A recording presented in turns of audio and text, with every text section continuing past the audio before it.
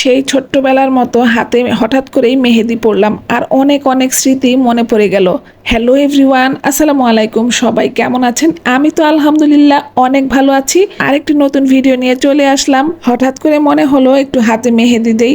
তো এই তো বাচ্চাদের মতো মেহেদি দেওয়া শুরু করলাম। আসলে ছোটবেলায় যেভাবে মেহেদি দিতাম ঠিক সেভাবেই, আমি তো দিতে পারতাম না, আম্মু দিয়ে দিত, তো সেভাবেই মেহেদি দিতে হঠাৎ ইচ্ছে হলো। গাছের মেহেদি গুলো দেওয়ার একটা আনন্দই আলাদা। পাটায় বেটে তারপর এইভাবে সুন্দর করে ডিজাইন করে হাতে মেহেদি দিতাম, কত ভালো লাগতো ছোটবেলায়। আসলে সেই দিনগুলো না মনে পড়ে যাচ্ছিল যখন হাতে মেহেদি দিচ্ছিলাম। দেখতেই পাচ্ছেন আমি একদম বাচ্চাদের মতো দিচ্ছি। আমি কিন্তু এই একটা ডিজাইনই পারি, আর তেমন ডিজাইন পারি না। আজকাল যে টিউবের মেহেদি দেয় সেটাও কিন্তু আমি দিতে পারি না।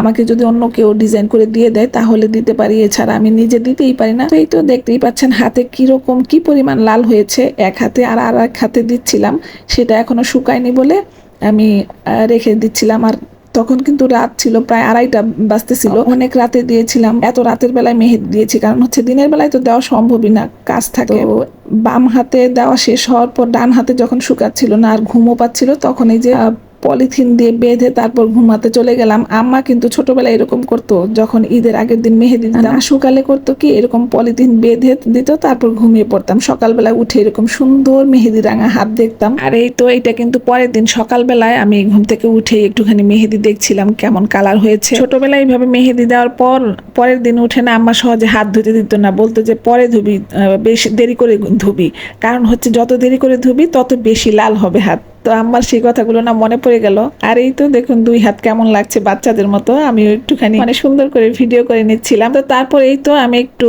লেবুর শরবত, না সরি লেবুর শরবত না, এটা আমি গরম পানিতে, হালকা গরম পানিতে লেবু দিয়ে একটু খেয়ে নিচ্ছিলাম সকালবেলায়। অনেক দিনের ইচ্ছে একটু ডায়েট করি, কারণ মোটা হয়ে যাচ্ছি। তো সকালবেলা আমি প্রতিদিন এখন চেষ্টা করতেছি যে গরম পানিতে একটু লেবু দিয়ে খাওয়ার জন্য, ঘুম থেকে উঠে খালি পেটে। তো সেটাই করছিলাম।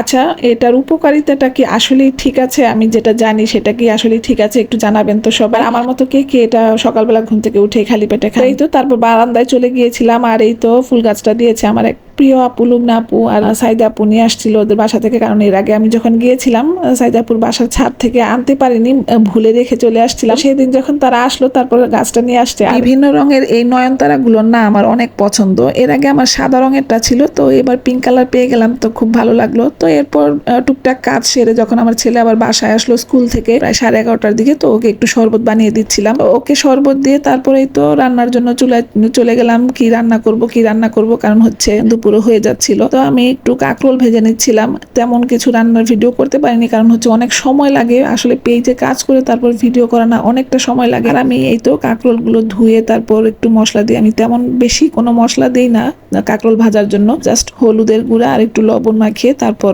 কাঁকরোল গুলো ভেজে নেই। আমার কাছে কিন্তু কাঁকরোল ভাজা অনেক পছন্দ। আর অনেকে কিন্তু কাঁকরোলটা না লম্বা লম্বা করে কাটে, তবে আমি গোল গোল করে কাটি। লম্বা করেও আমি কাটি, তবে আজকে কেমন যেন গোল করে একটু কাটার ইচ্ছে ছিল। আর এই কাঁকরোল ভাজতে ভাজতে আম্মার কথা খুব মনে পড়ছিল। আম্মা তো কয়েকদিন ছিল আমার এখানে, সেই দিন এই কাঁকরোল ভাজাগুলো দিয়ে না আম্মার সাথে ভাত খাওয়ার কথা ছিল। আম্মাও খুব পছন্দ করে কাঁকরোল ভাজা। হুট করেই আম্মা চলে গেল, কয়েকদিন আমার কাছে ছিল, তো হুট করেই চলে গেল। ভাই ফোন দিল যে আম্মাকে তাড়াতাড়ি পাঠিয়ে দাও, একটু কাজ আছে। কি আর করা, পাঠিয়ে দিচ্ছিলাম। না আম্মা যখন ভিডিওটা দেখবে, আম্মা দেখো এই তো কাঁকরোল ভাজা দিয়ে আমি একাই খেয়ে নিয়েছি।